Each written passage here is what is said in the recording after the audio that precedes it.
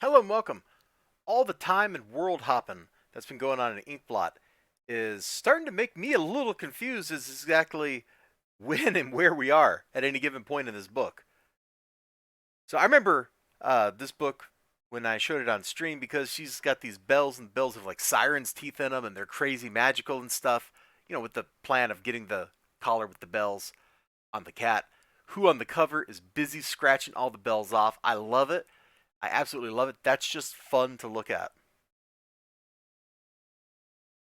We also meet some characters that we haven't seen. One of the elves from like issue 2, and then this dude who I vaguely remember us bumping into and stuff. And they explain where he comes from and all that in the actual book. But the elf and him splash. So we're going back to the world that's the ocean world ruled by one of her brothers, Ilavanos, I think is his name. And you might remember a couple issues ago, Ilavanos had to put down like a mutiny and stuff like that. Good times, right? Good times. Of course, there was a mutiny. It's on a boat. You got to have a mutiny when you're on boats. No, you absolutely don't have to have a mutiny on a boat. But it sure doesn't hurt to make your story more interesting. Anyway, they get captured and thrown in a hole, and then Ilavanos shows back up. Here she is, chasing the cat with the magic collar. I love this. Like the expressions on her face. Look at this. Look at this look she's got.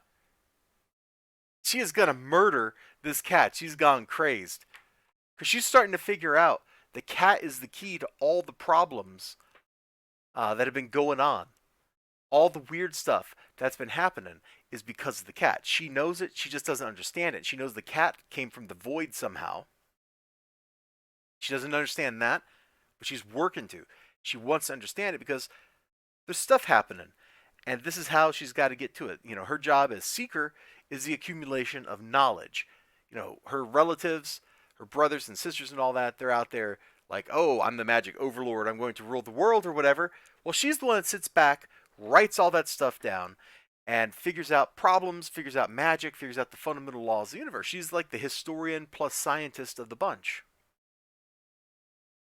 And she knows this cat is key.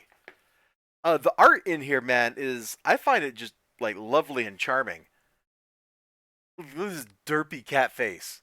Isn't it amazing? I love it. I absolutely love it. And so she gets transported to the same dang place. So from here, we build up to a crisis in the issue. Things get crazy. Things get a little violent. It is a fantastic, great time. Look at that swear. Fairy farts. Look, man, if you are a character in an entirely different book, don't say the F word, and I don't mean fart. I mean the first part of that, because apparently fairies don't like being called fairies in Once and Future. Who could have guessed? So, antics, shenanigans happen. Her brother's ship arrives. He starts a fight, against all the mutineers to put the mutineers down.